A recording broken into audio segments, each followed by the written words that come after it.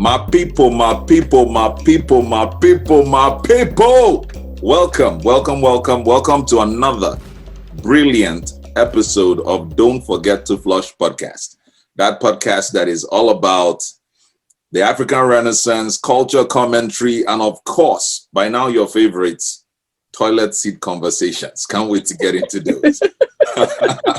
But today, I am so excited because I've sort of been plugging this for a while, trying to get these folks on the show. And I know that anyone listening right now, you all will be like, this must be epic. It must be. And I want to make sure you guys would enjoy this very epic episode. I have two sisters, medical practitioners, medical folks, business entrepreneurs, media moguls, social media influencers, the whole nine. If you talk about the total package, mom, wife, wife, girlfriend, babe, my babe has a babe, like the whole nine. Ladies and gentlemen, I am super excited to have and to welcome Nkeiru and Ify Yvonne. Please, guys, come on. Hi, welcome. We're here finally. We've been trying to make this happen. Like, my gosh. So let me just put it out there so that folks have the right introduction. Now, this is Dr. Ify Yvonne Madu and Dr. Nkeiru Uradu. Now, as far as I'm concerned, I call them the Mkparu Sisters because that's really their maiden name. Yeah. But folks who don't know them about to folks, if you're listening, you might say, I don't know who these two people are. But by the time we start talking about them, I bet you must have seen their video. You might have dealt with their product. You might have seen something that they are doing, and you're about to find all of that out right now. So, ladies, welcome to Don't Forget to Flush podcast. Thank you. Thank you. Happy to be here. It's about to be crazy. I know, right? Let's take it there because it's like, let me just. I want to cover up the elephant in the room if we can use that to sort of talk about it. Because, go ahead. Yeah, because here it is though. Folks will be like, I know these two ladies, Ify Yvonne, social media influencer. People have, with 90,000 subscribers on YouTube alone, like folks are like engaging with her. Nkei comes in and goes out from time to time. What's up? Is she doing with the whole thing? She's the unicorn of the team. She's the unicorn, right? Yes. Yeah, but the interesting thing is that on this other spectrum, there's this business that you both run, Nkoma by Ify and Levy. Mm-hmm. Now it's like, of course, everyone will be like, where do we even start? So let's start here. Who is Ify Yvonne? Like, forget about who is Ify Yvonne? I'm just a regular, boring person in Ohio. That's all they say. Like, in Ohio? Yeah, I'm just in Ohio. Just Nigerian American pharmacist. Trying to make that American dollar. So just have a little hustle on the side. A little hustle, just having fun. That is what you call little hustle. Okay, I'll take that. Now, Dr. Nkeiru, you are, and for those who don't know, a pediatrician and a pediatric endocrinologist fellow, or pediatric endocrinology fellow. Yeah, it's like even me just saying it alone, I get worried and confused. I'm like, what illness is this going to solve now? Because it's still waiting. Tell us about that and who is Enkay? Enkay, let me call you by your social media handle. Enkay1010. So who am I? I'm a wife, a mother of 3 beautiful babies, and I'm a pediatrician as well as a pediatric endocrinology fellow. Endocrinology deals with the different glands in our bodies that make hormones. So I treat kids with issues such as type 1 or type 2 diabetes, thyroid disorders, growth disorders, etc. I can name a lot, but those are the main things. It's busy, but it's part of me. It's part of my life and my pursuit for, I guess, the highest level of education that I can obtain. That is fantastic. So when you say fellow, it's not the same thing as the follow that we have on social media. This one is different. Because when they say fellow, I'm like, does it mean that you are following someone, or is it? But let's not. No, not fellow. Yeah. But now, for those who don't know as well, Ify Yvonne that everyone sees on YouTube is a medical practitioner as well. Like you are like trailblazing pharmacist. Am I right? Yeah, I'm a full-time pharmacist. I'm a full-time pharmacist, but people don't see that side that much. So you know, I feel like people sometimes wonder, like, so like, what does she do? Does she just post? Yeah, I know, right? And YouTube? Little do you know behind the scenes. Yeah. Yes, behind the scenes, all that is going on. So let me ask you guys this, and you guys tell me this story. Then, how did this happen? Like, I can already imagine that as kids born to Nigerian parents, if I'm right, they're Nigerian parents. You must have had the usual, you know, hey, this is what you got to do. You have to go to school, the whole nine. If you're not a doctor in the medical, nothing to happen, you know, all this kind of thing. So how do we now juxtapose that to everything you guys are doing with entrepreneurship and your businesses and all that? What was that journey like?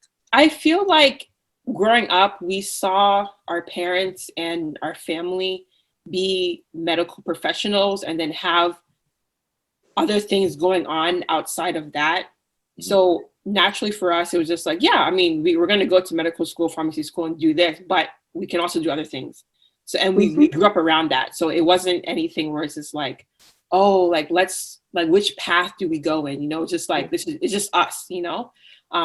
So we just went to school, but then we also have our own hobbies. So I just feel like our hobby just manifested into like publicly into, you know, our personas on the internet and then our business and stuff. But our father has his own business and does other investments outside of medical stuff. My mom the same way. She's been a part of a lot of organizations, presidents to organizations, started her own business. So, and she's a pharmacist. So it's like, it's just what everyone's doing around us. So it's nothing new. So who dragged who into this? Like, Nkei, would you say that was your journey as well? Like everything. Okay, so this is it. Nkei was the YouTube person. Wait, what? Yes, Nkei was a YouTube person, and Nkei and me and Junior used to make fun of Nkei for watching people on the internet. Yes. Yeah. We used to make fun of her. And then somehow I got here. Yeah. I feel like for me, the creative aspect of things really started organically. Our grandmother, Lady Lucy Achebe, she really was such an influential person in our lives. Like growing up, she used to make us on a daily basis, like sew and do different arts and crafts around the house.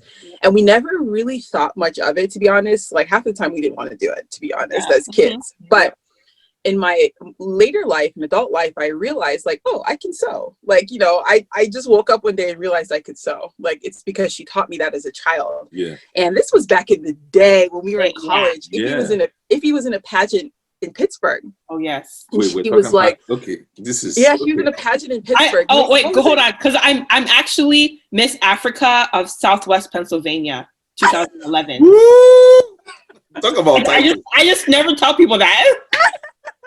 So when she entered that pageant, she was like, I need a dress, but not any dress. And I was like, I can make it for you. And keep in mind, I had never made a dress before, but I was like, something in me was like, I can do this. I know I can do this. So the day of, I think I arrived with like all this stuff that I had made. I made a dress for her, which she never tried on, nothing. And so the day I showed up with all my stuff and I was like, this is the dress, it's going to be perfect. So she ended up putting it on and actually fit perfectly. And she went on to win the pageant. And I was like, okay, I think I just did a thing. Like, I think that was a thing, right? Yeah, exactly. I mean, like, so I started sewing more often. And my interest for sewing grew and grew, and my abilities grew and grew. And so it just blossomed like literally organically into, you know, different endeavors that we do through the business. And I think for me, what I started doing for myself was making bonnets. I was like, oh, the regular bonnet doesn't work for me. Half the time in the middle of the night, it's gone. It doesn't do anything to my hair. It doesn't hold my edges down, etc. So I made this like bonnet, but had like a little scarf component in the front of it. And if he was like, yo, we have to make this and sell it. And I was like, you know, I wasn't thinking anything of it. But then Ify was kind of the mastermind that put structure to my idea. And that's kind of how, you know, the bonnets became, you know, what they are today. Flagship, yeah. Yeah, Nkei's more of the creative director, and then I execute like what she creates. You know what I mean? Like that's how you guys work so well together. Because that was going to be one of my. I was even going to ask if she was still involved, because it seems like right now, 2020, if we look back, Ify's the face of now. Now I understand why she can even model everything you guys are making, because I'm like, if she's the local champion, the beauty pageant of Southern Pennsylvania 2011, yes, get it right. what are we talking about?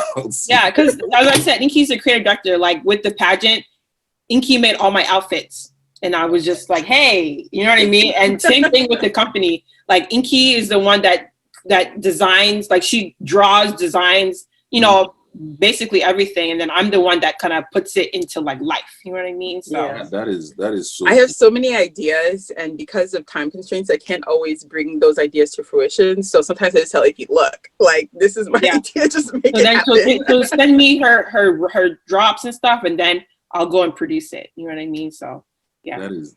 So let me step back into family, because one of the questions that a lot of the folks on that listen to us on the podcast always has is, they would always talk about, was this something your parents supported? Now I know they were into business, I know they did school, but was it like a kind of trade-off? Was it like, okay, you must do school so that I can support you to do this, or was this always natural? Nigerian parents, African parents, you know, you both tell us the truth now. When we were in school, like our main focus was school, because like all this didn't blossom until we finished school. You know what I mean? So we had everything was in the ground, like in the making. You know what I mean? And then as soon as we finished school, then we were able to put it to life. So there was never a time when they were like, you know, like, oh no, if you like focus on this first, then you can do that later.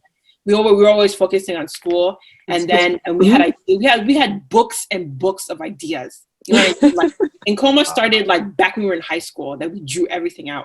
So it was like when we finished school, then we had time to put all our ideas into motion. You know what I mean? Yeah. And when we started putting it into motion, I did YouTube, and and the business started.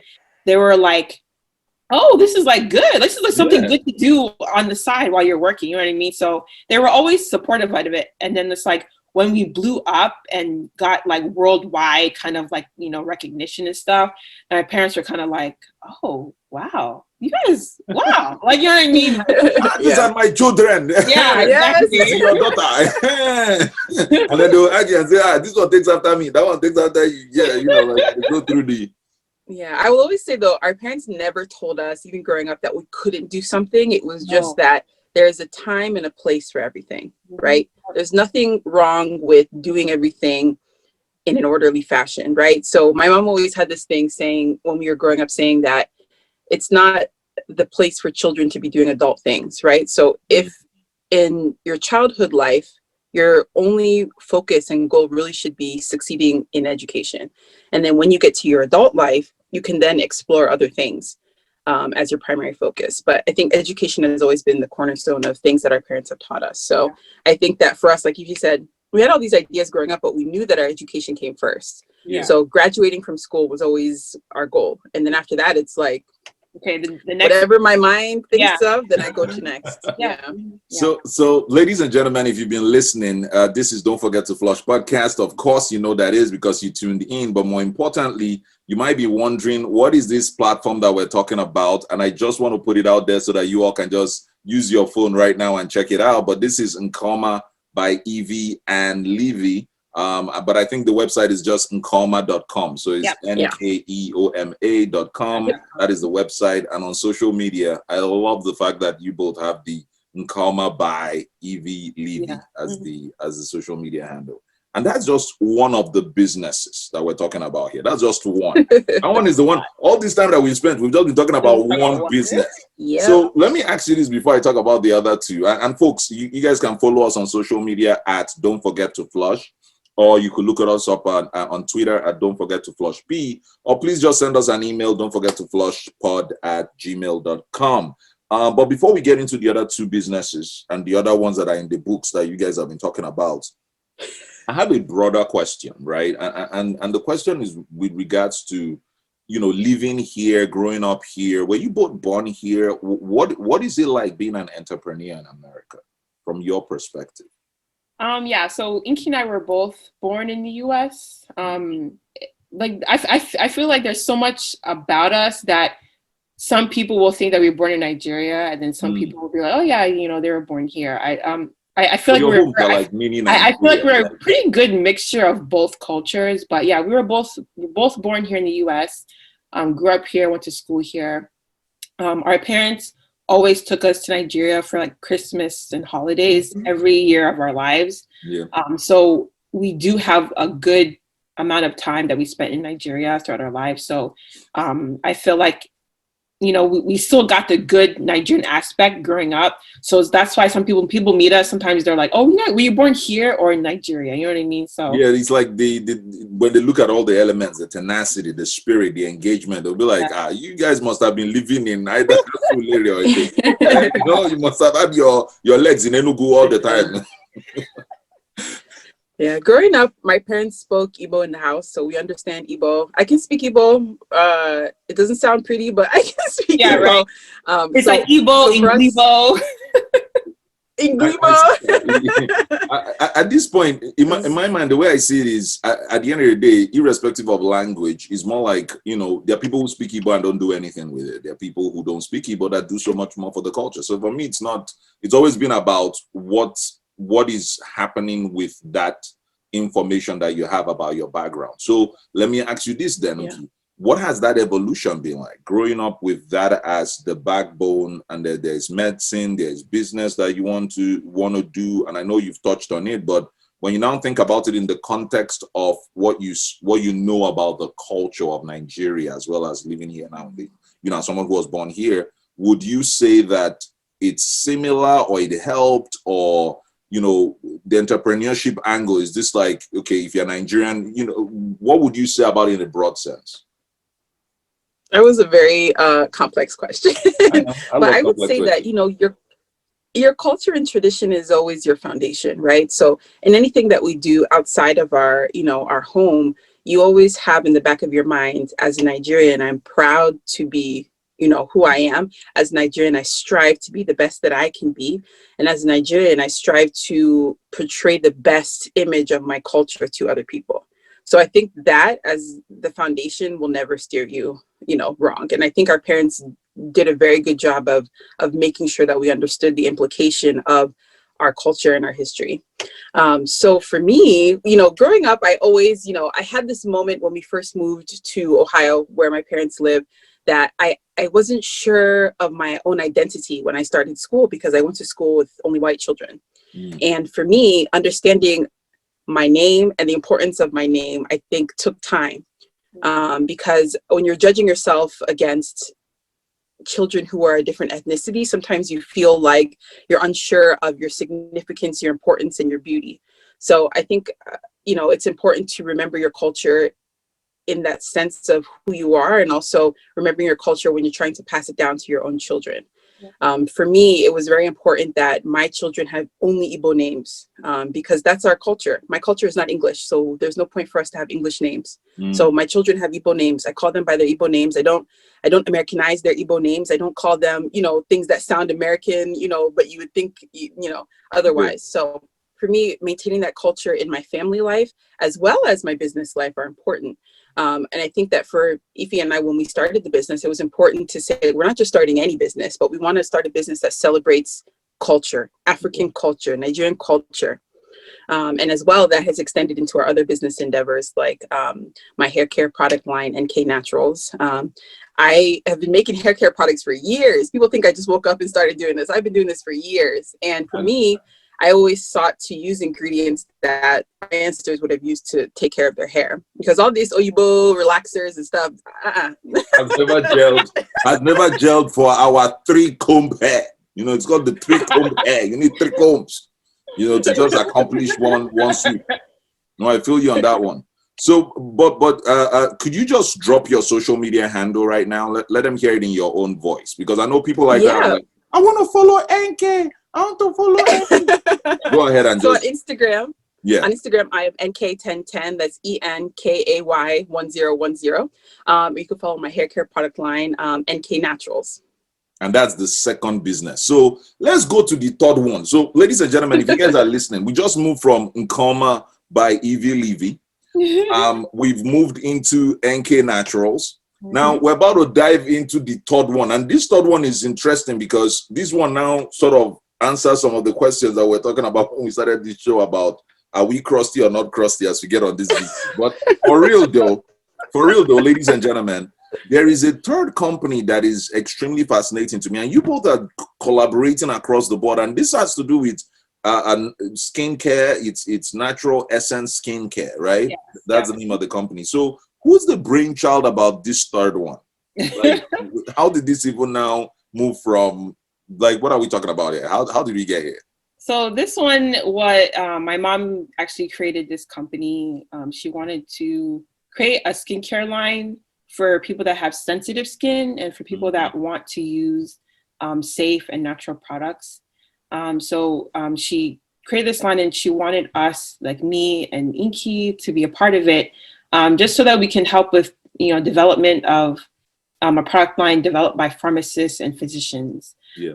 So this company that she launched, we're very much involved with it, with more of the formulation of like the ingredients to use, since we all have like a kind of like a chemistry background and stuff. So this is the third baby that launched, or technically the second, because Enkay's the third one that launched. At this point, you guys have Enkay Naturals is still coming. Yeah. But it's so good because you have that many followers on something that is just coming. So we don't know if we should believe when you say it's coming, because I think you've already started seeding the product anyways. So, but let me get Ify's social media handle as well. It is, and I want you to say it yourself, because if I say it, people will think I'm kidding. What's your Instagram handle? My Instagram handle is Naija Goddess. Yay! And the one and the only Naija Goddess. The one and the only Naija Goddess, 2011 beauty pageant champion from South Pennsylvania. What are you talking about? Oh my gosh! Yeah. It's funny. People still ask me like, "Oh, Naija Goddess is your sister?" I'm like, "Yes, Naija Goddess is my sister." I remember the first time that I met you as well, and that was the thing. I was like, hold on, she can't be this down to earth. From like she's untouchable out there. She's been doing this YouTube thing. But speaking about your YouTube journey, though, if Enkay was a person who started off the YouTube experience in the household, yep. How are we talking Ify Yvonne, beauty, healthcare, everything as 90,000 subscribers, millions of views on video. How long has this been? I saw one of the videos on your channel that was like 13 years old. I'm like, oh yeah, I've been doing it. Yeah, I've been doing YouTube for a long time.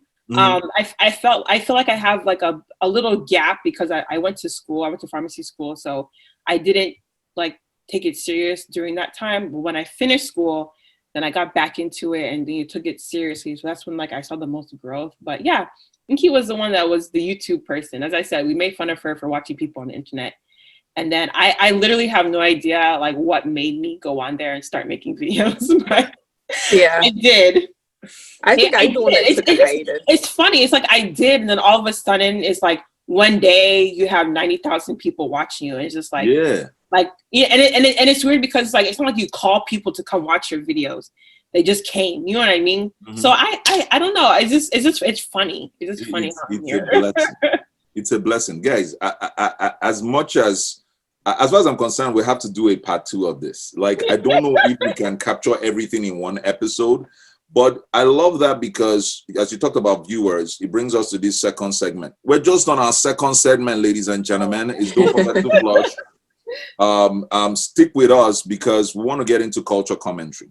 One of the things that people talk about a lot when it comes to the industry that you play in, whether from the medical side or from your business side, and then also as a social media influencer, has been this, seeming divide, or if at all, between what you could say the Africans and African Americans in that sense, or the Black and African, right? Mm-hmm. And there's so many conversations around that. But what I wanted to just hear from you guys was, as folks who are out there doing what you do, what would you say has been your experience in that conversation? And this could be in any areas you choose. Mm-hmm. Like in the conversation around, what is it like having content that folks who are not from the continent in that context can relate with, as well as people who on the continent can relate with, right? Mm-hmm. Or from the continent. Like what is that thought process or that feeling or that idea? What's your point of view about that?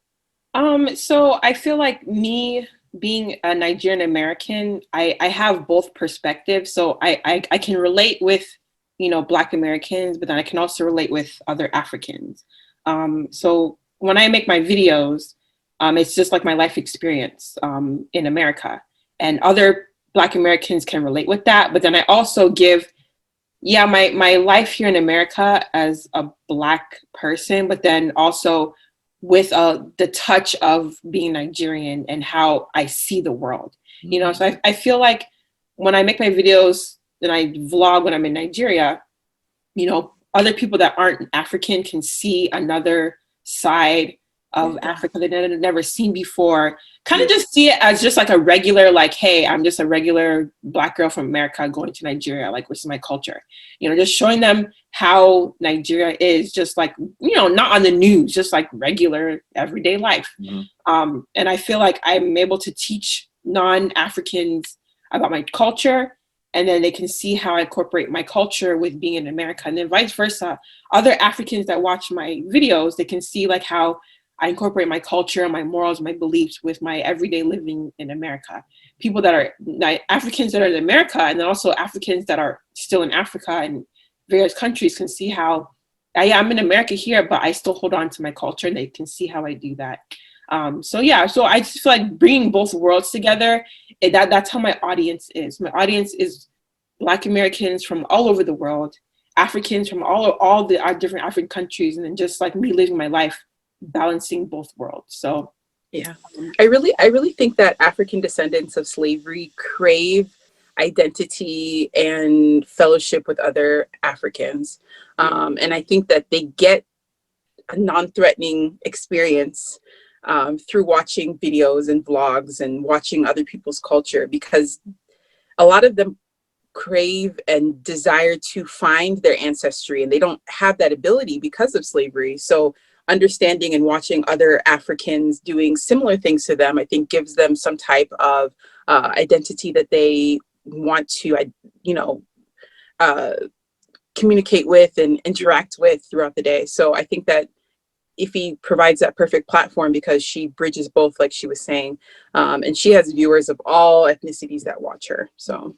Yeah, no, and that's one of the things that I always find fascinating about what you guys are doing, because it's like we're also sort of breaking down those seeming barriers, and that's one of the reasons why I do this podcast, because it's the more we can have conversations about how this is not a big deal. There are people who try to create division through it, whereas it's a case of, hey, I want to show you who I am so that I can not only have you appreciate who I am, but it gives me a window to, learn more about who you are as well. And whether it's with the products and the things you guys, because take for instance, the dresses you guys have on your site. I'm always fascinated that, yes, they might be on African print, but the design is as good as anything that you see on Saks Fifth Avenue. So I like how you pointed out, because that's what we wanted to bring to our company, was that like we want to create like everyday fashion with a touch of African prints, so a regular gown you can buy at Macy's, like I love the style, but like I want to see some African print on it.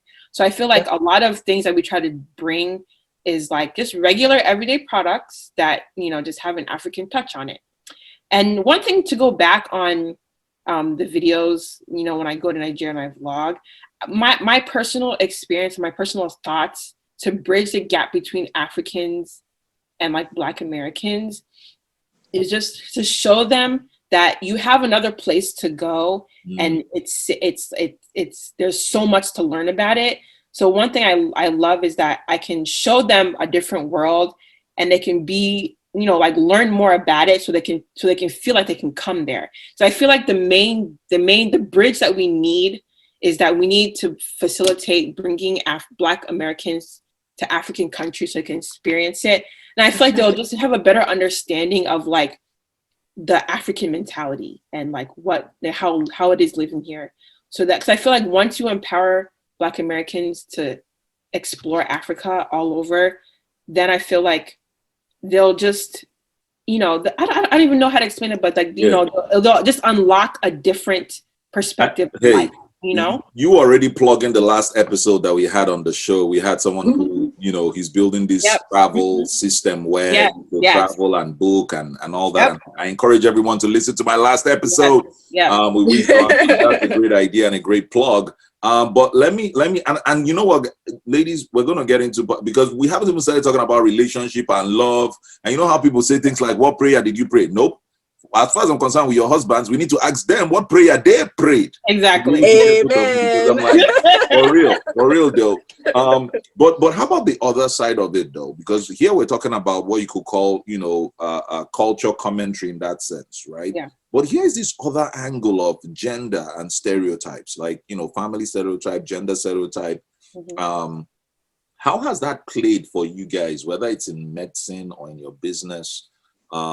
In just being powerful Black women, you know, doing what you do and still being a mom, a wife, and you know, having it all in that context, which in itself sounds very chauvinistic, but you know, what are your thoughts? I feel like so definitely Nigerians. I feel like Nkei and I love gender stereotypes. What a way to start the conversation. Yeah, nice. Nigerians love gender stereotypes. They do. They do. They love stereotypes, and I feel like one thing I feel like one thing that people like about Nkei and I is that we show our working side, and then also our home life of being a mom and a wife. And people just like to see, like, how do you juggle it? They always ask, like, how do you juggle it? How do you do both? And people love to see how Nkei juggles both because she's a medical doctor. Her schedule is more intense than mine. Mine is really like literally 9 to 5, clock in, clock out at the pharmacy. But Nkei's is like, her hours is like, she could be 100 hours per week at work, you know, like. So, but has that been your... Yeah, I was going to ask, has that been... Go ahead.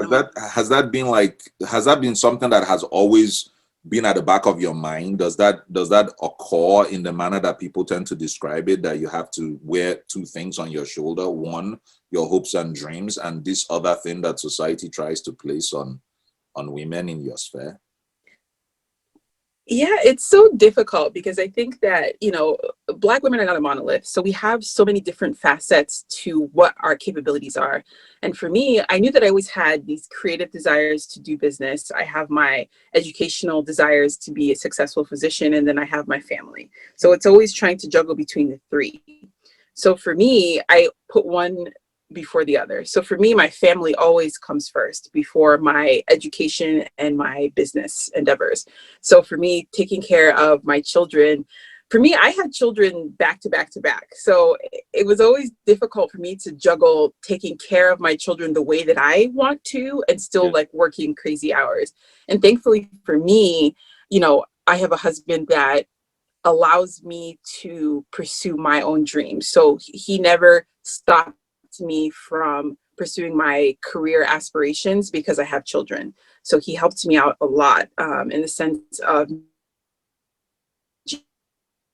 for the children, so that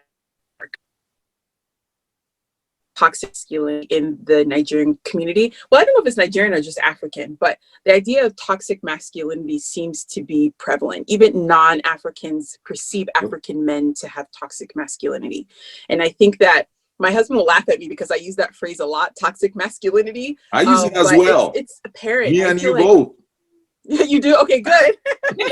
As well. It's apparent, and I feel like we need to talk about it so that we can get rid of it. Luckily for me, I always say about my husband that I feel like he bridges the portion of Nigerian men that I like, which is that culture, stability, intelligence, and foundation that I love about him, but also with some, you know, new age thought process, which is I can help my wife do things around the house. I can help my wife take care of the kids. And not to say that he's carrying babies and, you know, but just to say that when I'm at work, I know that my husband can hold it down, you know, and make sure that the kids are fed and, you know, have different things done for them when I'm not around.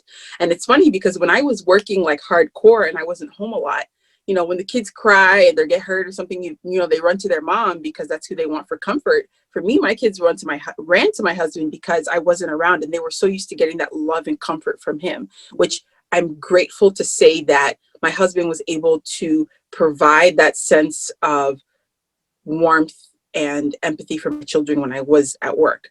My schedule's a little different now, so of course the kids come to me, but but I love the idea that I married somebody that, you know, in my absence, it doesn't become an issue. In my absence, he can still help and provide for the children. In my absence, he can still love me for who I am and what I'm doing. And I think that that discussion is not had enough, that it doesn't make you less of a man to change diapers. It doesn't make you less of a man to bathe children. It makes you a stronger parent, a stronger father, a better partner if you have some investment in the upbringing and day-to-day habits of your family.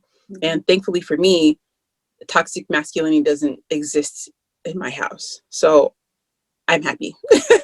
we have to talk a bit more about that toxic masculinity, because, you know, it's like, it's one of my favorite topics on social media, and folks who follow me on social media know I've gotten into a bit of fist fights and arguments about it. And you know, I'm going to jump us quick into the next, and I know this is going long, guys. You're listening to Don't Forget to Flush, or you're watching it at this point and you're like, how is this guy planning to do this 2-hour podcast? Well, welcome to my world. I can all this conversation is important. So we're going to do something fun right now, right? This is the Dinkpa and Diva section. Now, a lot of times when I have guys on the thing, I tell them it's Dinkpa and Dinkpa. And then I try to explain to my audience that Dinkpa is a word from southern eastern Nigeria. It means grown-ass man or grown man. And then, you know, but I love the juxtaposition of having Dinkpa and Diva, because to my own beliefs as well, I mean, it's not about what a man can do and what a woman can do. It's just the fact that we're both on this planet and we have things that we have to do. So I think of the women as powerful and as women that continue to inspire everyone around them, irrespective of whether they are men or women, to be better than where they are. And so to me, that's my definition of diva. So the only condition on this segment is that whatever I ask you guys, you have to pick an accent. Now you have to make up an accent. Whatever accent you choose, that's fine. And that's what you're going to use to respond to the question. All right, sounds good. So I'm giving you guys like 5 seconds to think about it. Now, I think this is best for Ify. You go first. Now, and because it's Dinkpa and Diva, if you notice, I get to be Dinkpa, which is I keep my Igbo accent. Because that's the best one I can do. So I use that all the time. On this show, it is a Dinkpa and Diva. Yes. And so, ladies and gentlemen, you've been listening to Don't Forget to Flush. We have NK1010 with us, and Ify Yvonne, who of course on social media is Naija Goddess. I'm super excited to have them on. And so we're going to ask you this question because I know folks listening want to know this. Let me switch into my accent right now. So Ify and Nkeiru, let me ask you to this thing, because you know, you people have worked with a lot of brands and a lot of companies and a lot of business people. This is your journey. 3 companies. Hey, Diego. But as you have done these 3 things, what would you say is the common denominator? The standard thing that seems to be applying in each of these different scenarios. And I'm leaving it open-ended so that you can answer any way you want. Okay. Hello, everybody. I'm Ify Yvonne. That's a good one. It's good. So to get into your question about working with different brands and how we the core foundation of incorporating all of them into our content. I always try to make sure that I do sponsored content and work with brands that I actually believe and love, and I can actually incorporate it into things that I'm posting, things that I'm talking about. So just to keep the integrity of my brand, keeping the integrity of what I share with my audience, and to always feel like they can trust in everything that I'm talking about, that I share, that I say that I love, that I'm wearing. So yes, just being loyal, trusting, integral with all that I do. So. Yeah. So what advice would you give people that are looking for sponsor and looking for those partners here? Because we know that you have done a bit of that. So tell us how you got it. So the best way is when you have your social media and your following, package yourself in a way that when you present your audience, what you do to a brand, they'll it's tantalizing. It looks nice. So create I would say create like a media kit showcasing all your platforms, your rates and fees that you would do to incorporate it and to talk about it on your platforms, and then just pitch yourself. Sell yourself to all the brands, and they're always looking for people to talk about their brands, whether they're large influencers, smaller influencers. They're looking for all types of people. So don't be scared just because you have 5,000 followers and one person has 1 million. They're looking for everybody. So pitch yourself. Since you use 5,000, me and my 37 followers, let us just hold ourselves. So Enkay, because this is a thing by endeavor, so I have to ask you as well. So in all these things that you have described, what will you say has been the most powerful advice that you have gotten over the years that has helped you to be where you are today? So that we're going to we'll learn from that advice as well. So the most powerful advice that I can say is this an accent? Is that I'm Is it not an accent? American accent? Wait. Oh, sorry. Is it not American accent? No, keep going. Do any accents? I'm just trying to answer. I don't know. Go ahead.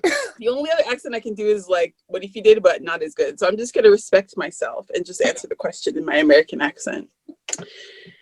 Now I forgot the question. No, we're just asking about the powerful advice that you've received, because you cannot be doing all these things that you are doing without some strong things you've been told. So which one has been, gingering you throughout this period? The one that has gingered me the most, honestly, is what my dad told us growing up. To whom much is given, much is expected. I've been given much and my expectations are high. So pushing myself to achieve those expectations is what drives me. To whom much is given, much is expected. I want to expect much of my children, so I have to give them much. And that's what I'm doing. Wow, that is extremely powerful. That knocks off the accent completely. So since you took us to that serious place, let's go there. Toilet seat conversations. That's what we're about. Okay. And people always say, why toilet seat conversations? Don't forget to flush. We know that people can sing in the bathroom, but when they're on the throne, the kind of thinking that goes on there, people have planned everything from coups to campaigns to everything. So let me ask you this. People listening want to be a part of your journey, right? So they want to be a part of your journey. And what would you want them to know about you and your business, and how they can share in that experience or that journey? I mean, beyond just following, like what is the deep-seated ideas that you want them to sort of embrace? And we're using this vehicle here on the podcast to just talk about it. I think for me, I want, for my hair care line, I mean, it started really organically just for me creating products for my own natural hair when I went natural first, which was almost 10 years ago.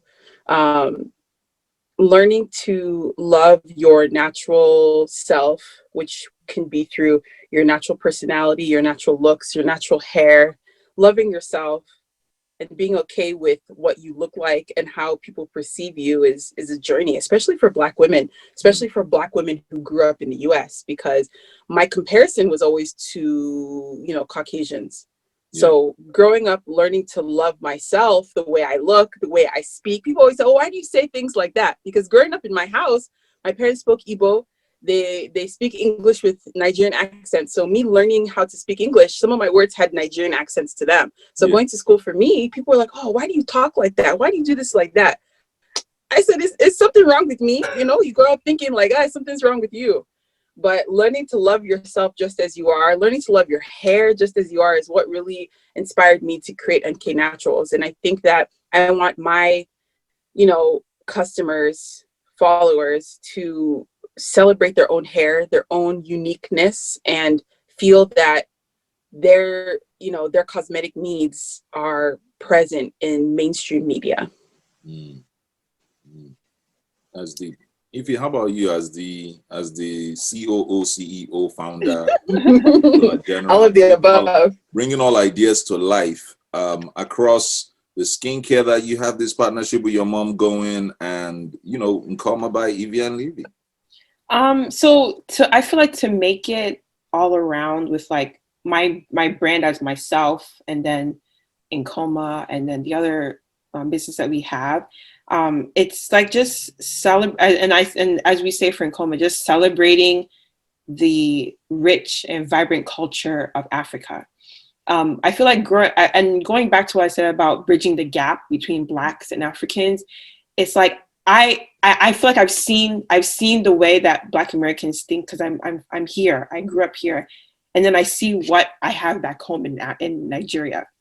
So I feel like for me, I feel like I'm always looking for a way to like showcase to other people that are not Africans what we're about.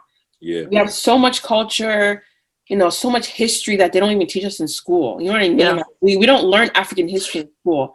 So it's a part That's so important. We don't. Yeah. Mm-hmm. Yeah. So it's a part of the world history that is missing. And I feel like I just want to, this is my own way of bringing your people voice, in, yeah.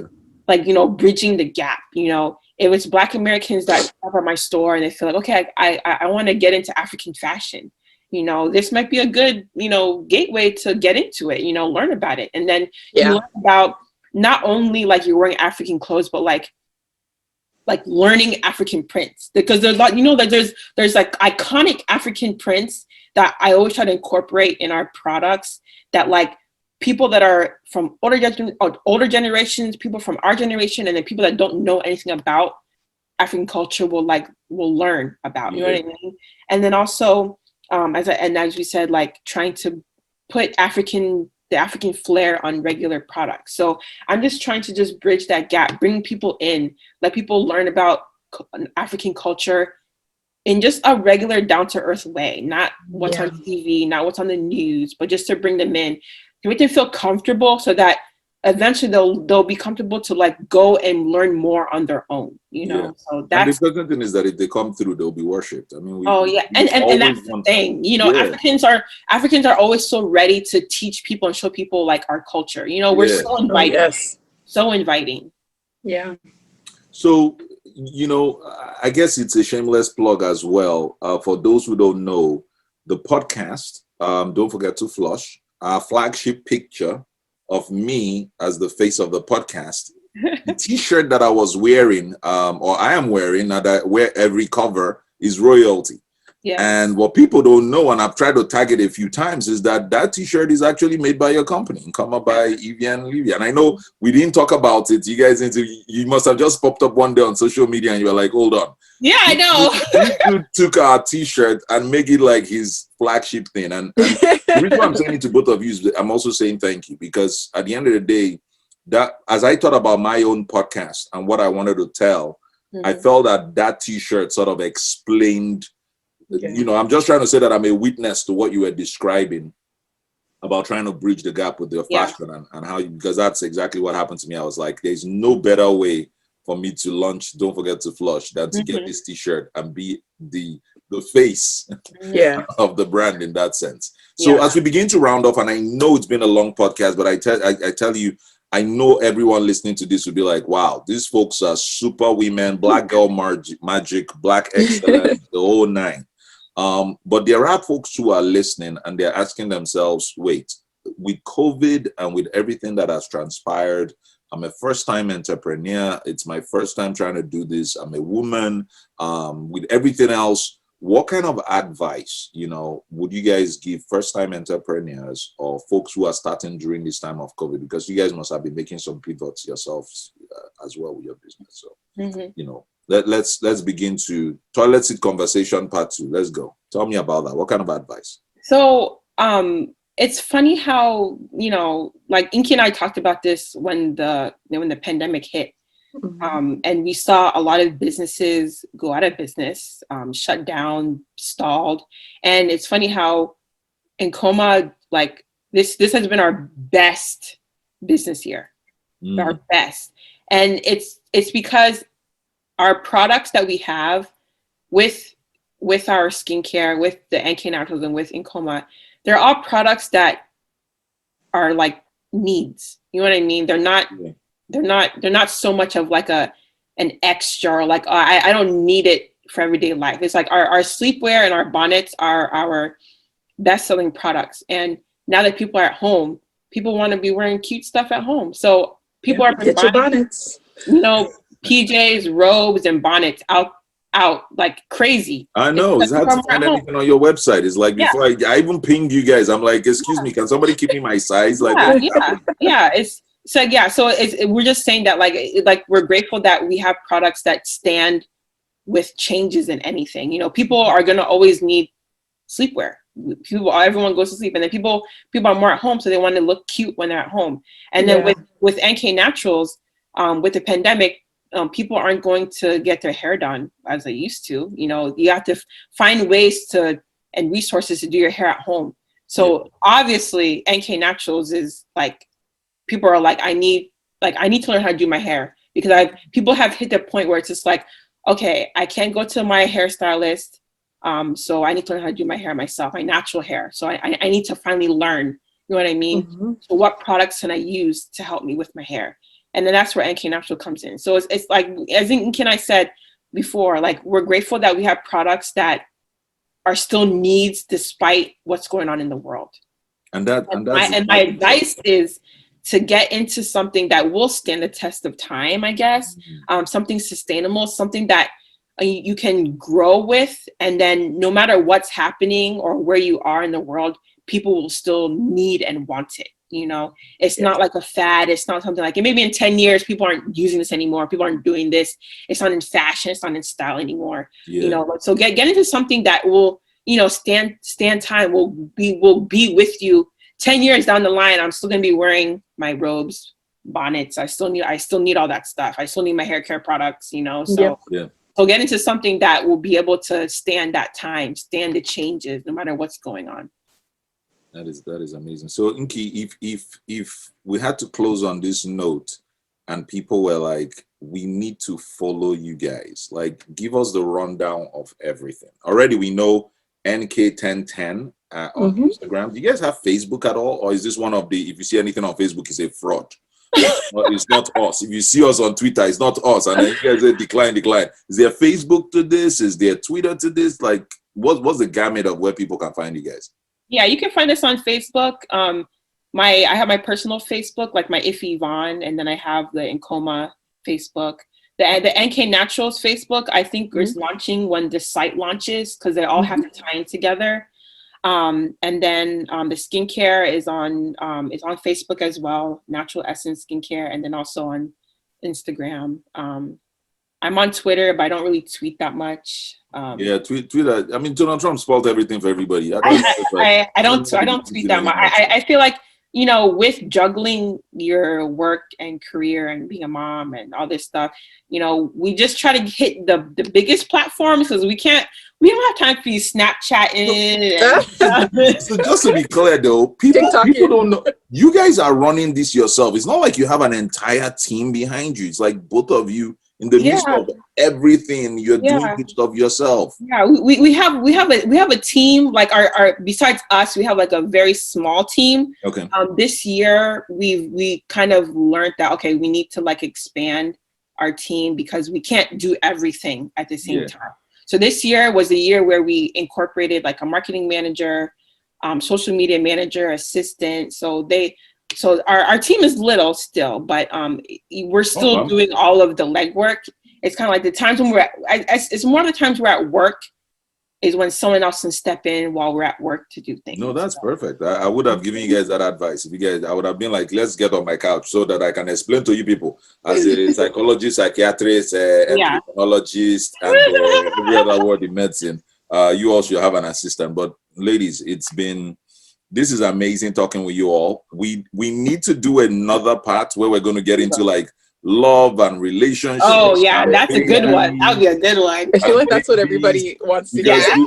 We need to be able to like explain to guys how to do the 3-card Monty with changing diapers. Like, like how do you prevent the baby? No, you can teach the men that one, right? But we need to understand, how is it that the babies only pee on the men and the women get away with it? Like, how do you guys move that whole thing? Because all the guys I'm speaking to are the ones who have the most, let me not even get into it. Ladies and gentlemen, you've been listening to Don't Forget to Flush podcast, and I'm right here with these two ladies are some of my faves. We're talking about Ify Yvonne and Nkeiru 1010, which even just understanding how we got to the 1010 that's a whole different show that we have to like get on.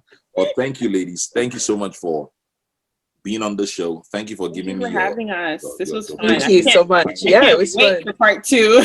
Me too. I feel we're going there because we need to, I really need to know. We'll bring in the husbands and we'll stand them at the back and then we'll say, what prayer did you pray? I advise to keep them out because they are literally on like 10. Lawrence and Chris. Oh no, we need to just on that because I mean, people, we need to hear what prayer they pray. Or you guys will just share with us. But thank you so much. You have to share with us now. What prayer did they pray?